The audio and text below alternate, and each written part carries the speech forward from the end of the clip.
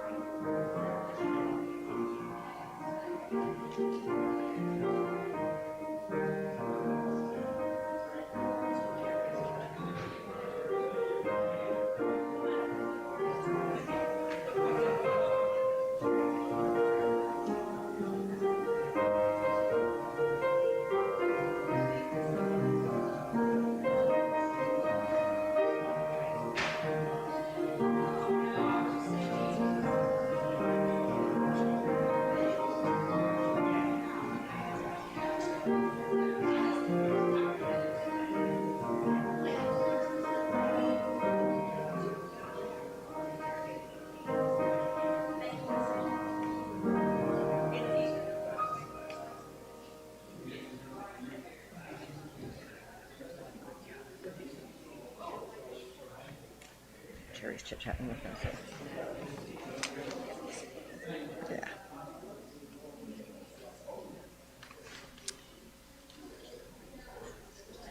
Good morning. Good morning, everybody. Welcome to Westside Unitarian Universalist Church, a place where love unites us as individuals and as a congregation, where caring connects us to each other and to the world around us, and where, through love and caring, we build a thriving community. My name is Linda Phippen, and I will be serving as your worship associate today. Whether you're here in person in the sanctuary, or whether you're watching us on YouTube in real time or at some time in the future, we welcome all of you to join our gathering. Today is first Sunday of the month, and that means potluck. We hope you will join us after the service for lunch. Please don't worry if you haven't brought anything to add to the feast. There's always plenty of food to share.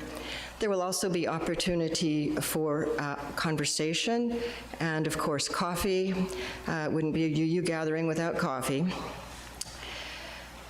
Announcements about upcoming events and other useful information may be found in your order of service or will have been scrolling on the screen if you are streaming on YouTube. Announcements are also available on our website at westsideuuc.org and in our weekly newsletter. If you have not subscribed to our newsletter and would like to, there's a QR code on your order of service, or you can subscribe on the website as well. I would like to point out one particular announcement.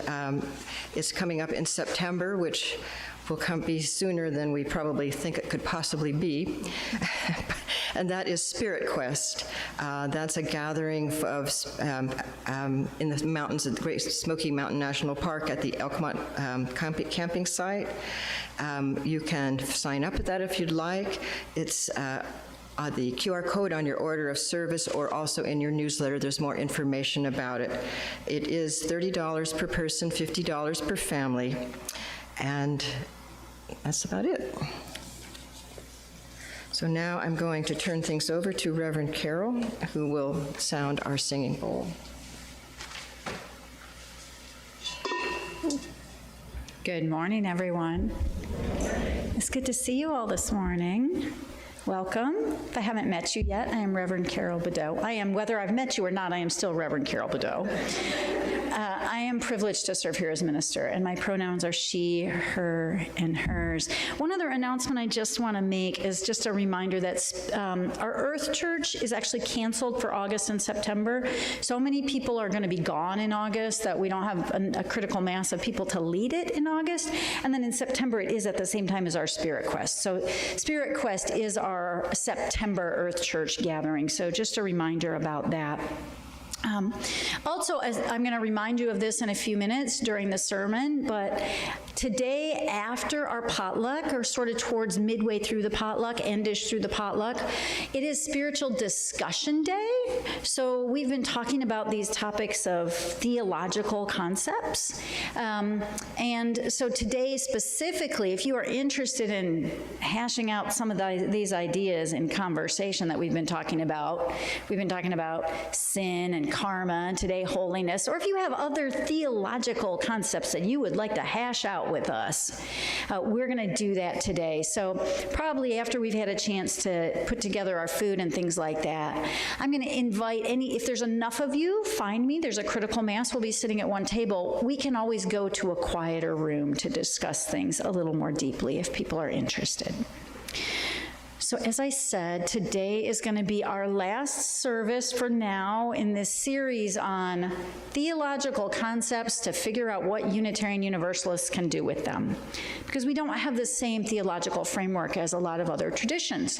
Today we're going to be talking about holiness. So as I invite the bowl to sound, I'm going to invite you just to allow yourself to contemplate for a second what that word triggers for you. For some people, the word triggers unpleasant associations with other religious or cultural experiences. For some people, it triggers a really nice, pleasant feeling. For other people, it just triggers some mild confusion. So I invite you, as the bowl sounds, to just simply come into your body, come into this moment, take a few deep breaths, and ask yourself, what the heck do I think about the concept of holiness?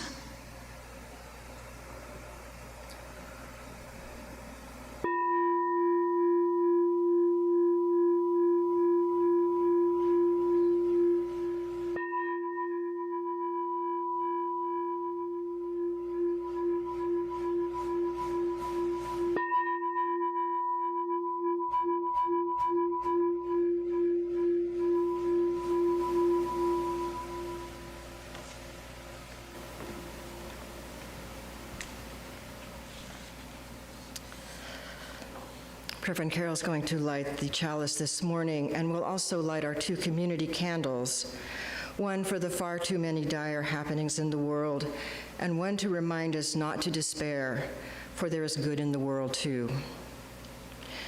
The words for the chalice lighting come from the UUA worship web and were written by Maureen Killeran. This is called Holy is This Place. Blessed is this ground on which we stand. Holy is this place. Holy are the places of memory, the places which have formed us, where we store the icons of success and shattered dreams, and gather threads and pieces of what we would become. Holy are the places of memory. Holy are the places of the dream, the places over the rainbow, where all children are wanted and all people are fed, where colors are the source of celebration, and youth and age come to the table as one. Holy are the places of the dream. Holy are the places of change and pain, the places of our struggle, where the rivers of our lives run white and fast, and we hold on, and grow. Holy are the places of change and pain. Holy are the places of connection, the places where we risk ourselves, where hands, touch souls, touch minds, and in awareness still, we change our lives. Holy are the places of connection. Holy are the places of becoming, the places of clear vision where life and world are intertwined and we can see forever in this moment and give thanks. Holy are the places of becoming. Blessed is the ground on which we stand. Holy and whole-making is this place.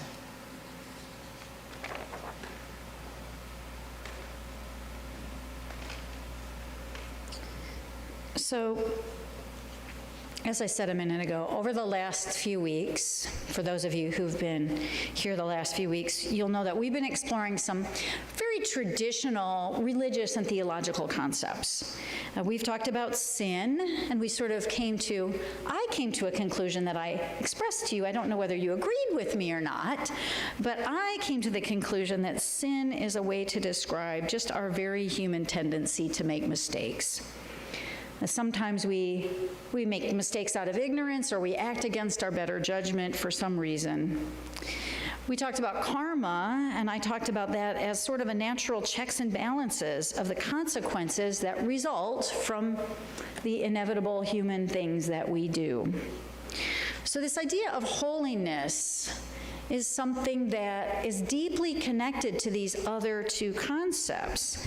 And in other religious traditions, it's often considered the antidote to sin. Holiness is what we strive for, or what we ask to receive as a way to prevent sin, or somehow to heal us after sin.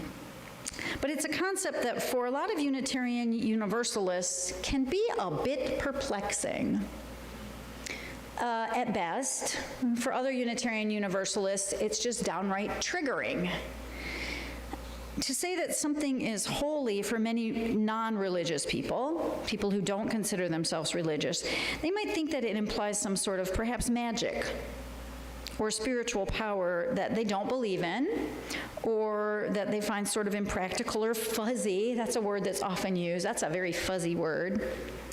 But perhaps, like the concepts of sin and karma, we might find a way to understand holiness that makes sense regardless of our specific religious leanings. Now, interestingly enough, some of you know, I was previously a college professor, an English professor in my previous career, so I'm always looking for the etymology of every word. Tell me what the origin of this word is. Who invented it? What language did it come from? What did they mean when they said it? So the origins of this term holy give us some clues immediately into the sense of meaning of the word. So here's a summary of the origins of particularly the English word holy. The origin of the word holy comes from the 11th century Old High German Holiness, and the Old English Höhling, which actually means, get this, holly, as in holly tree. Okay? So we're going to have two different threads that come together to make this word, the holly tree, which was considered a sacred plant to both pre-Christian Celtic and Roman worshipers. So the holly tree was actually considered sacred, special, magical. Now, the word hulis itself originates from an even older Proto-Germanic word, huli, which is a shortened, now this is going to get complicated, okay? And my Gaelic isn't that good. A shortened derivation of the ancient Gaelic hulian, which again means holly. Isn't that interesting? Now, the particular distinction of the word holy, the way we think of it now, appeared around the 13th century with the Old English word halig, which was derived from hal. Notice they sound really close to each other, right? Hal means health, happiness, wholeness. So it's not a coincidence that whole and holy, whole with a W, and holy, the religious word, sound exactly the same. Holiness may be taken to indicate a state of completeness or perfection. So first, I think it's terribly fascinating that this word originally referred to the importance of the holly tree. This is a wonderful pointer to us about the ways religious devotion changed from pre-Christian times to the present. In the pre-Christian era, many sacred sites, Linda was just talking about sacred places. Places are often assigned a certain kind of sacred or holy quality. Many sacred sites in pre-Christian times were places in nature. And they were revered for the sense of peace or well-being and, well, wholeness that one felt when in those places, and that people then chose to honor. Now, sadly, the ultimate result of a lot of those places being considered sacred was that when invaders would come to conquer lands, the first place they would go would be to these sacred groves or these sacred places in nature, and they would destroy them. So, for example, in the Celtic world, where these words come from, in that world, when invaders came, particularly the Roman Empire came into these places, they burned all the sacred groves to the ground. So they found all the sacred, and they were usually old-growth forests, right? They would go to the ancient old-growth forests where people would worship, and they would burn them to the ground. Okay, which was a way to say, what you think is holy, we don't think is holy. We're going to make sure to destroy this part of your culture. This is also still true, actually, in contemporary culture. There are places in our contemporary world that are being defended by indigenous people as sacred or holy sites that other people want to do things with, that the indigenous people holding those lands do not consider sacred or holy. So this is an important thing to think about, right? Places can be sacred. There have been events that people wanted to hold in this room that our board of trustees said, we're not going to do that, because it's not consistent with the values that we hold sacred in this space. So even if we're not conscious about it, we are constantly actually in our world still engaged in struggles over holy or sacred places. Now, perhaps the more relevant meaning of this term that we can talk about today in relationship to sin and karma is that word wholeness. To be whole, to have wholeness or well-being. In traditional religious understanding, ultimate wholeness or final wholeness, of course, is something associated with a divine being or a divine state that transcends human life, okay? So it's somehow different or distinct from the mundane. In traditional religions, it is something that transcends the sin, the struggle of human life. But there is, even in those traditions, a clear sense that one might act in holy ways or experience holy moments right in the midst of our daily lives. So what are the qualities of experiences or actions that we might consider holy? And I mean that as a literal question. So I am literally asking you that question, and I want to hear your answers. We're going to take a minute. If you were going to say there are certain qualities to experiences or actions or people that would make them holy, what would those qualities be?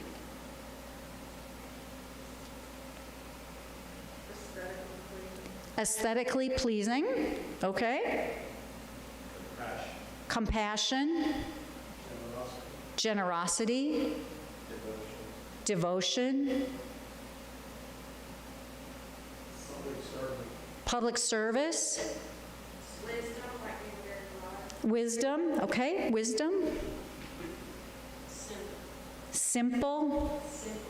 Simple. Say it again. Oh, say that? Sympathy. Sympathy. Virginia's sitting to the farthest of where my ears cannot hear. Sympathy. Sympathy. Okay, awesome. What else? Connection.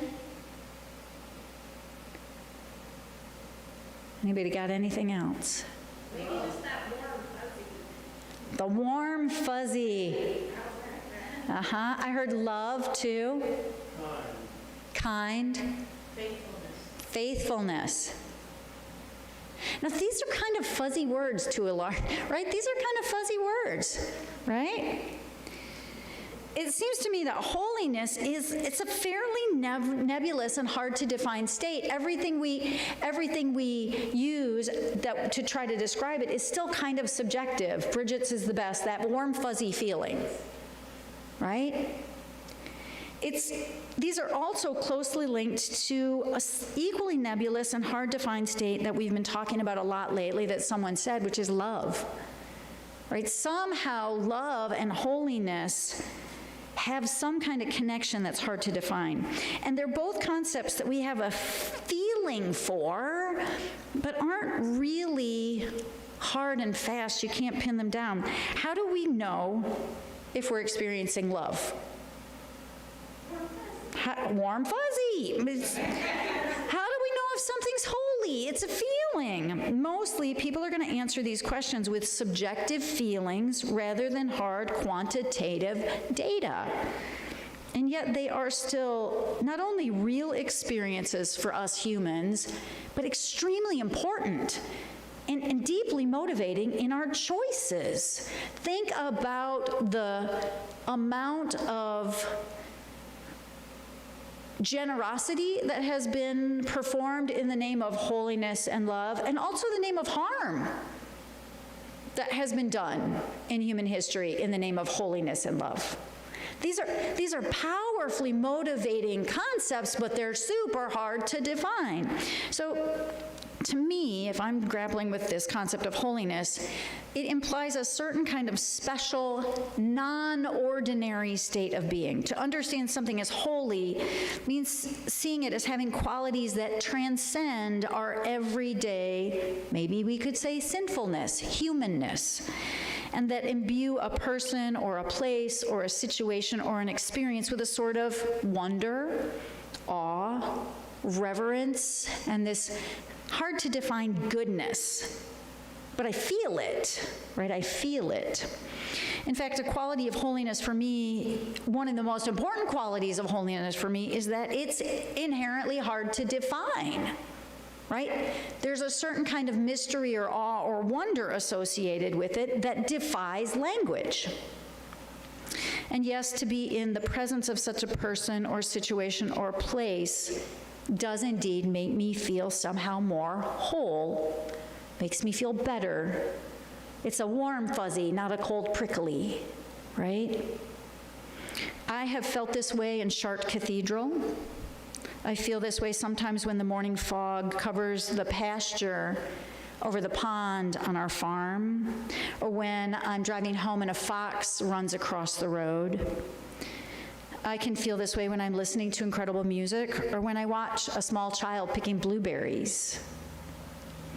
I think one of the reasons that you use can often be uncomfortable with the religious term holy or holiness is that too often traditional religions want to restrict that specific quality of holiness to very specific persons, to very specific places, to very specific actions, to very specific ideas.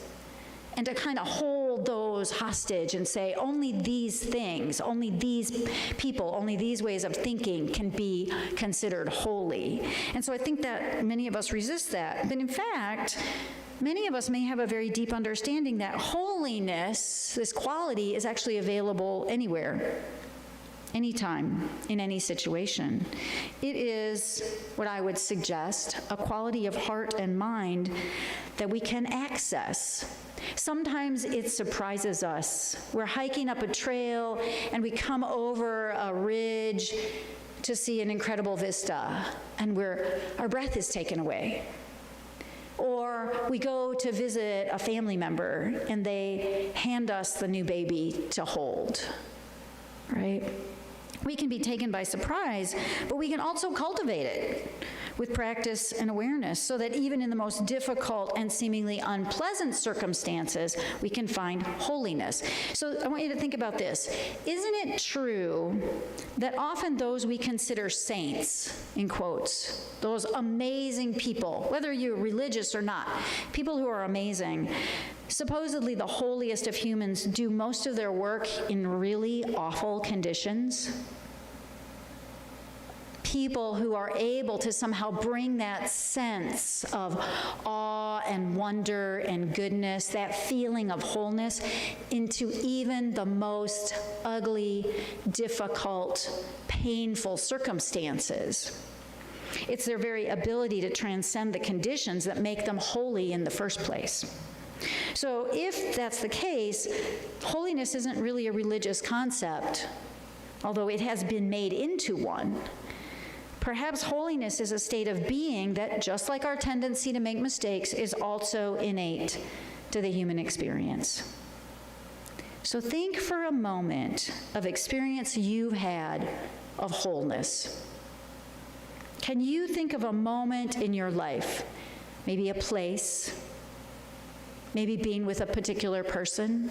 Maybe it was a concert, maybe it was a hike, maybe it was a building, where you, when you were there in that moment, you felt more whole.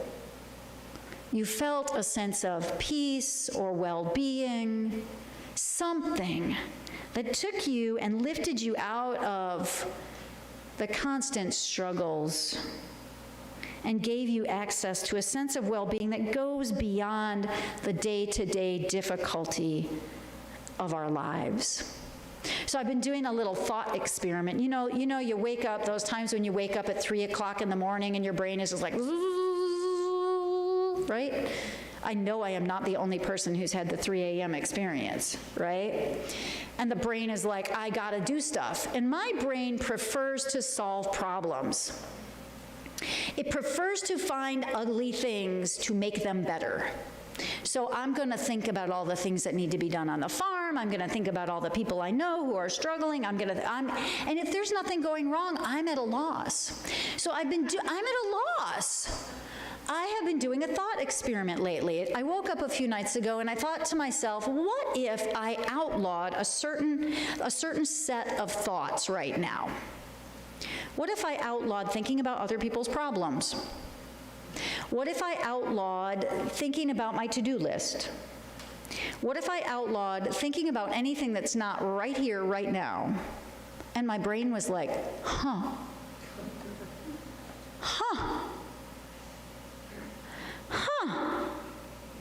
See, I think that holiness or that wholeness gets hidden a lot of times by our insistence on focusing on what is wrong, on what is not working, on what is not okay. I keep thinking about Mother Teresa, who's a controversial figure. There are controversies around her, but what was it about her that made her such a holy or a powerful figure? She went into ugly circumstances and she saw the inherent beauty and the inherent value in people. We often think of holy people or sainted people as people who are willing to reach out and make contact, direct contact, to acknowledge the wholeness and well-being in something that most of us would be like, ooh, that's too messy for me. Yuck. We're going to look at it and we're going to say, oh, that's messed up. It either has to be fixed or I can't deal with it. That's us focusing on the sin part, the stuff in the human condition that is messy and problematic, where we make mistakes, where things aren't going well. But what if it's just like two sides of a coin, just as there's always the quality of error and imperfection and failing? What if there's also always this thing that us Unitarian Universalists call the inherent worth and dignity in every being? And this is why I suspect that holiness and love are somehow deeply connected. So many of you know that my partner Tracy and I recently got married, and I actually get to call him my husband now. Yay! That actually makes me ridiculously happy. Every chance I get to say, he's my husband. But in our wedding, we included a number of poems by the Sufi mystic Hafiz. And one of these poems that we included is a poem called With That Moon Language. And it speaks to this connection between love and holiness for me. So I'm gonna read you this poem. With that moon language. Admit something. Everyone you see, you say to them, love me. Of course you do not do this out loud, otherwise someone would call the cops. Still, think about this great pull in us to connect. Why not become the one who lives with a full moon in each eye that is always saying, with that sweet moon language, what every other eye in this world is dying to hear? I think Hafiz is right. I think everything we do, everything we say, everything we believe and act upon, and I mean everything, so we can have theological conversations about this later. I think everything is really just a way of trying to make loving connections with our world. Even the most dysfunctional of behaviors, many psychologists would tell you, are just very confused and distorted ways of trying to show love to oneself, to one's family. We want to do what's right, to create a more loving world. We want to be safe, which is a form of love. We want to protect ourselves and the others that we care about, which is love. We want to be good enough. This is a really good one for Unitarian Universalists. We want to be good enough to have loving relationships, and we want to be right enough to build a world that feels safe and good and loving and whole for us. Everyone we meet, we say to them in one way or another, love me. And I know many of you may think, she's stretching it. That sounds a little crazy. You will say, no way, I do not want my crazy conservative cousin to love me. I don't care. Or heck no, I wouldn't want to deal with the love of that narcissist I dated in high school. But try this on for size. Maybe we really do walk around looking for love, for that feeling of wholeness and well-being that we sense or believe or hope or know will come when we're met in the right way by the right people. Some of us, this is rare, some of us had the luck, the luxury, and the blessing of growing up with so much of that in our lives, so much being seen, so much being affirmed, that it's internalized. Some of us are lucky enough to have had the experience of being told from the time we were tiny, you are amazing, you are perfect, you are just who you should be. So for people who have that experience, they don't have to seek it so much because they've internalized it. Well, that sure as heck wasn't my experience or most people's experience. Even if you had that in your home with your family, you probably didn't get that at school. You probably didn't get that watching television where the TV commercial said, you are still too overweight, you are still too tall, you are still the wrong skin color, you are still the wrong gender, you are still the wrong socioeconomic class, you are still whatever. Pick your thing, right? Most of us are bombarded every day with reminders that we are not enough and that we don't deserve love or connection because we need to get fixed. There's an awful lot of focus on what's wrong and not working and us fixing ourselves and each other. And sometimes the ways we do love is to try to fix other people. But maybe we are all hoping to have an experience of wholeness by having someone look at us and say, well, I see you. You made some mistakes, but I think you're holy. I think you're sacred. I think that inside you there's inherent worth and dignity that is already inherently whole and holy. You do not have to do anything different. You do not have to be anyone you are not. You do not have to perform for me. We are all looking at one another and saying, in one way or another, accept me. Love me just as I am. And perhaps if we broaden our definitions of words like sin and karma and holiness, we could also broaden our definition of love. So perhaps love is to see the holiness in another and have the holiness seen in us as well. So think about moments of love. Think about someone you love. It's easy to start with a small child or a pet. When we love a small child or a pet, when we're in a loving place, we know they're going to do stuff we don't. We know that the puppy is going to pee on the rug.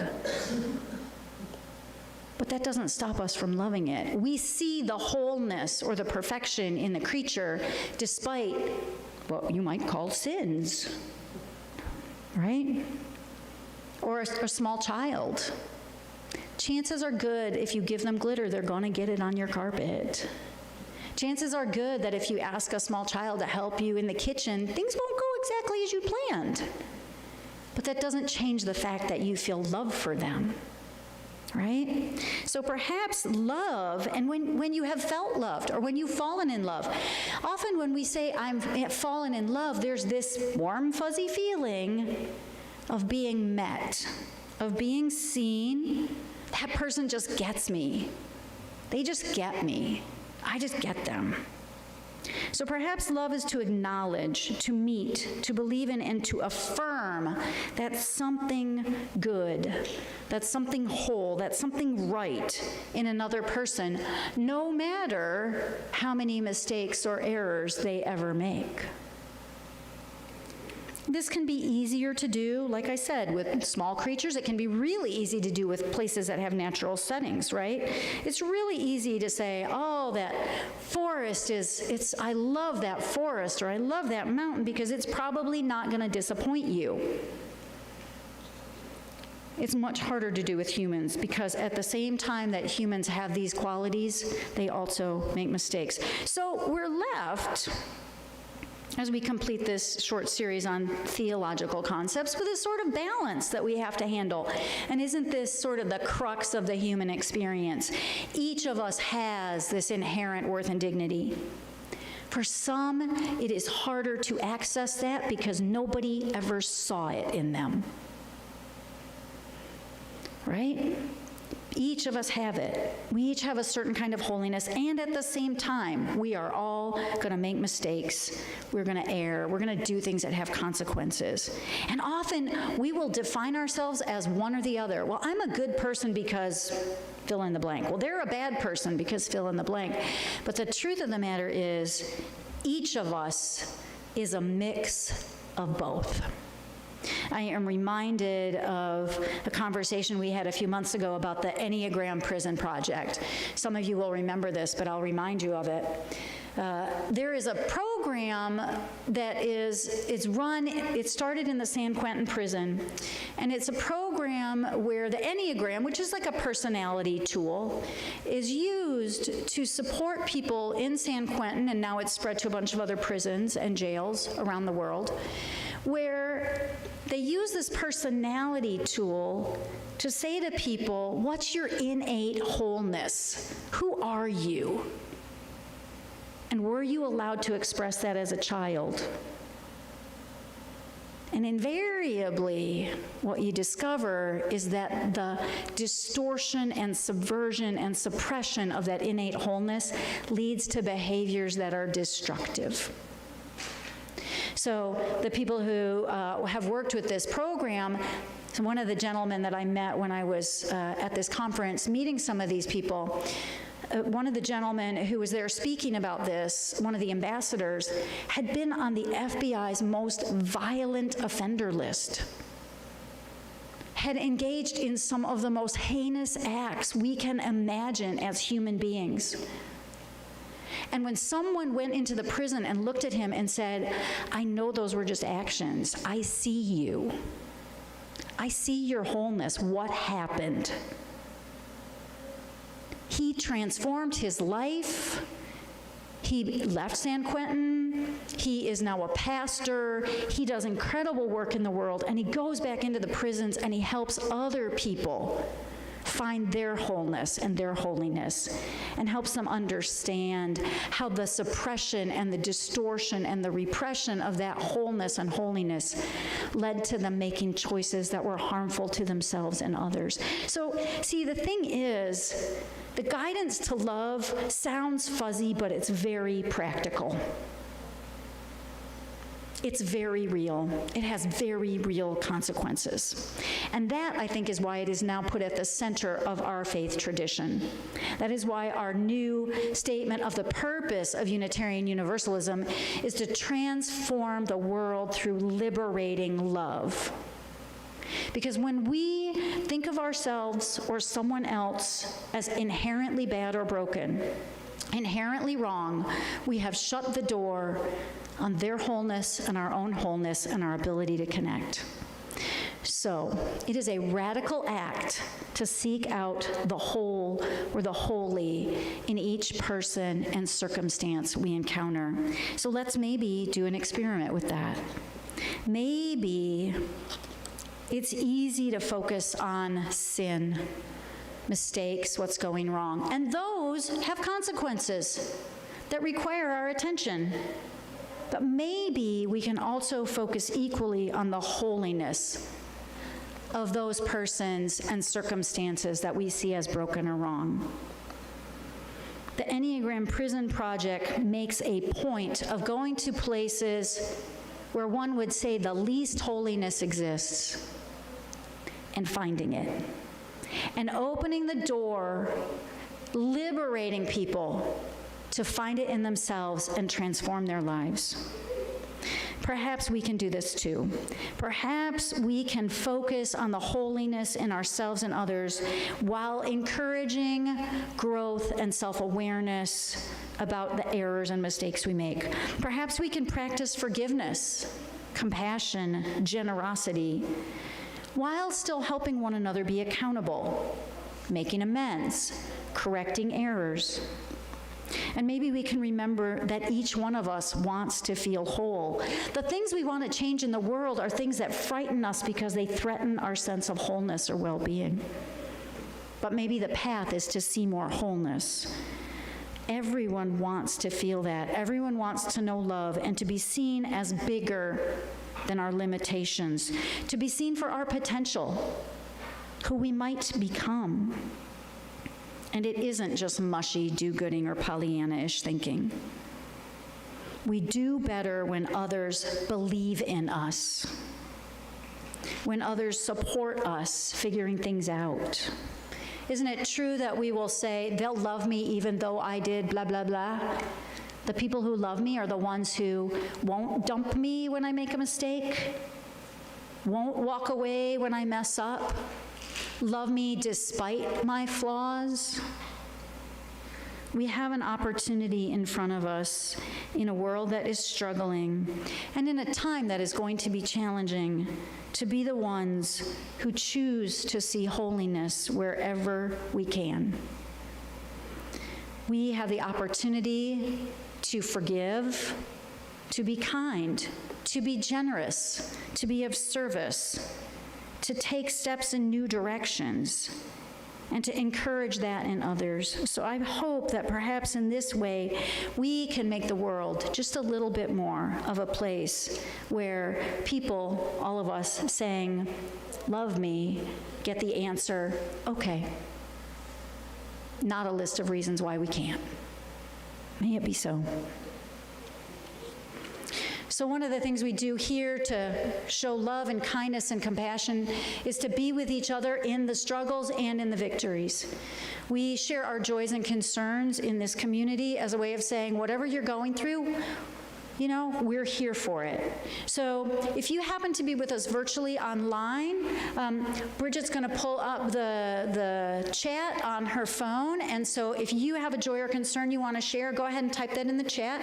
Bridget will be sharing those. And Linda will be coming around with the microphone. So if you have a joy or concern you'd like to share, Linda will just raise your hand. Linda will bring you the microphone, and I'll light a candle for you.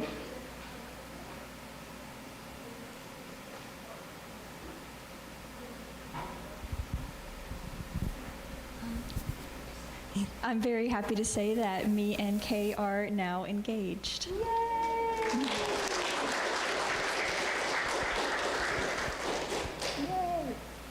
And we're very happy to see you again. It's nice to have you back.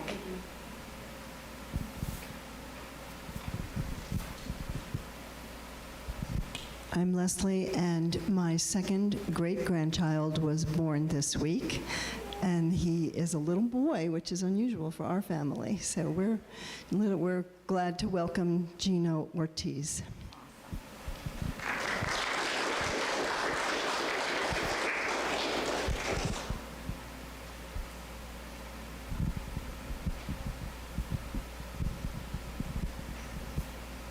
So this is me, not online. The joy is the sound bath that we had this week was amazing. It was packed full, and like almost all the Thursday evening conversation people came. It was wonderful because everybody was here, all my friends, and then everybody got to experience that. So I thought that was amazing. And we had the whole church full, so that was awesome. And then Concern Judy, we need to send out love to her. So.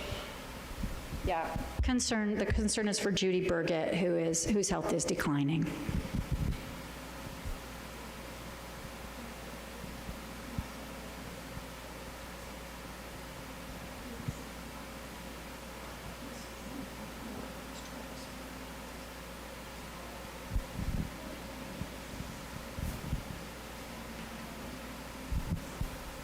I'm Tremaine, and I'm going to be starting my junior year of high school, and my sister will be starting her sophomore year, and it'll be cool because I'll get to share my high school experience with her.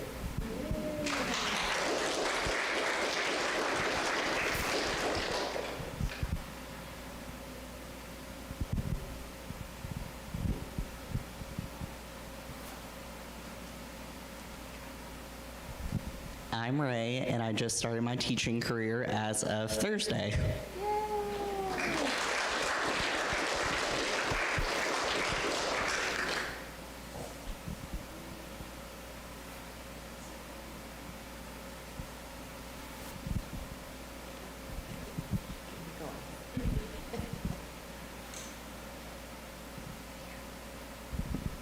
Hi, I'm Anna, and this is my husband Bill, and this coming week we're celebrating 37 years of friendship and love.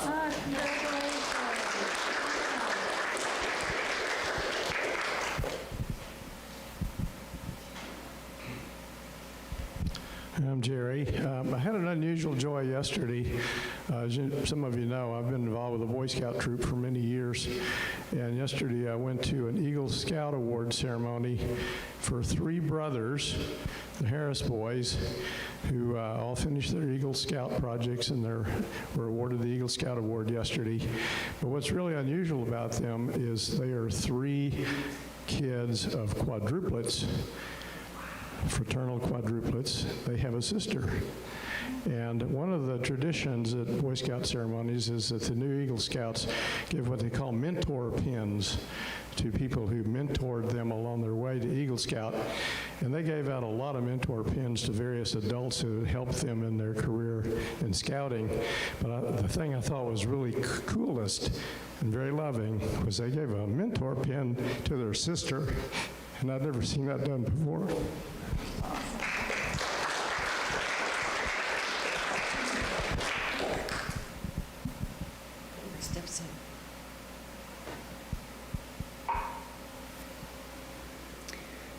So my candles are giving me trouble here, but we're going to imagine them all flaming right now.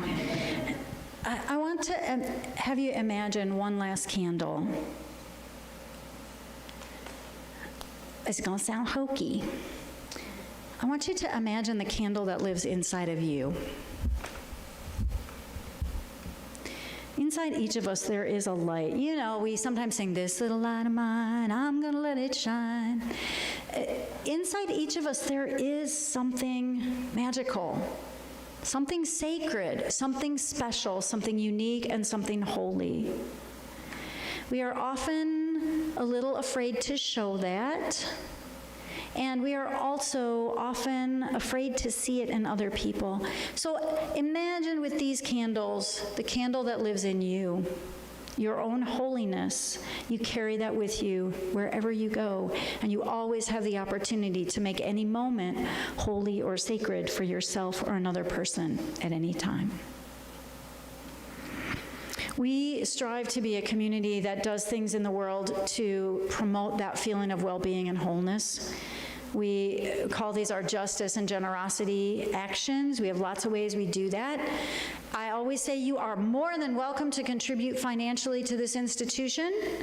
That there are lots of things that we do that require your financial support. You can make a pledge, you can make a one-time donation. There is a donation box in the back of this room. There's a QR code on your screen. There's a QR code in the back of the room. There's a QR code on the website. We don't make it hard, okay?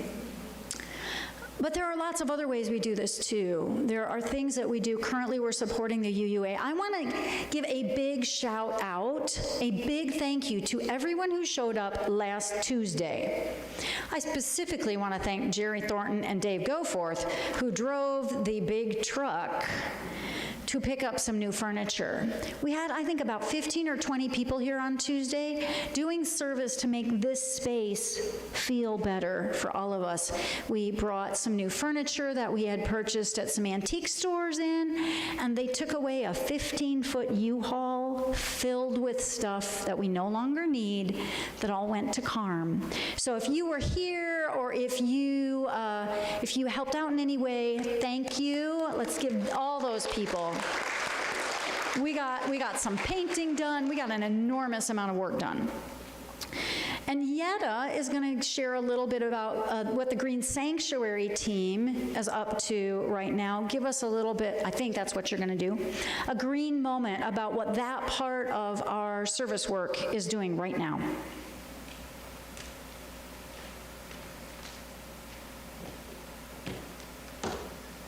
This fits in really well with the theme of holiness. I think a lot of the work that the Green Sanctuary Committee has been doing is trying to make this place a little bit more holy, both by improving the aesthetics, by being greener in the way that we conduct our services and use flowers that are grown here on our property, growing trees to try to remove or reduce our sin of contributing to climate change.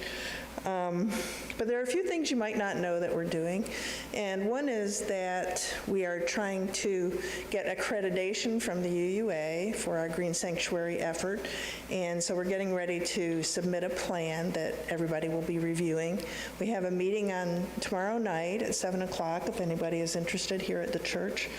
And there's one aspect that you probably haven't heard about that the UUA promotes, and that is trying to incorporate green sanctuary elements and focusing attention on climate change and environmental issues as part of the service. And so as one aspect of that, I think what we might want to do once in a while is to acknowledge the use of this land as a holy place for us, but also as a holy place that was used by former Native American tribes.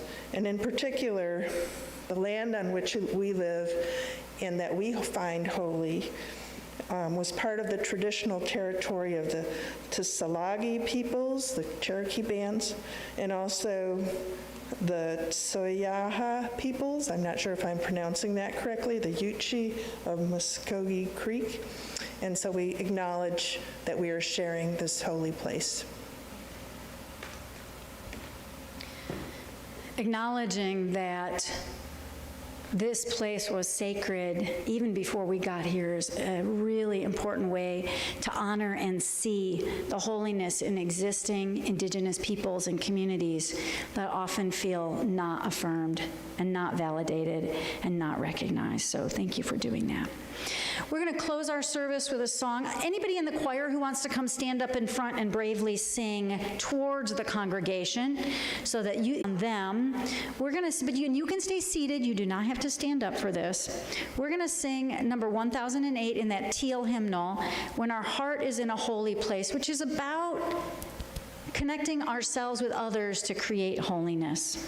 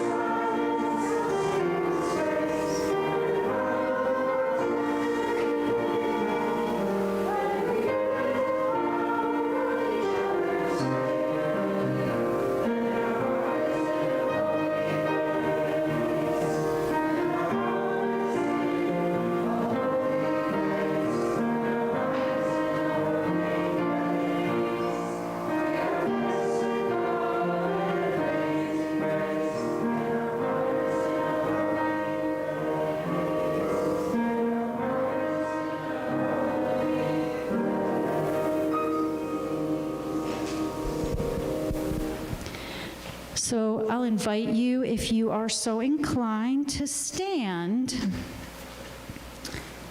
We have a habit of actually physically connecting. You can hold your own hands. I mean it every time I say it. You get to choose your own version of wholeness. But if you'd like to hold hands, this is a physical demonstration of the fact that we are all connected.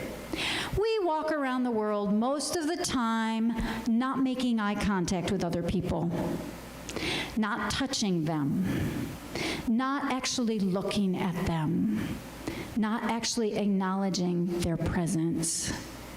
This is destructive and dangerous. When we look deeply at another person, we cannot help but acknowledge their humanness and their deep similarity to us. Go out into this world this week with the willingness to open your heart, to see the holiness in yourself and show it, and to recognize it in others. May it be so. Go in peace, go in passion, and go to actually make the world we dream of. Go in peace.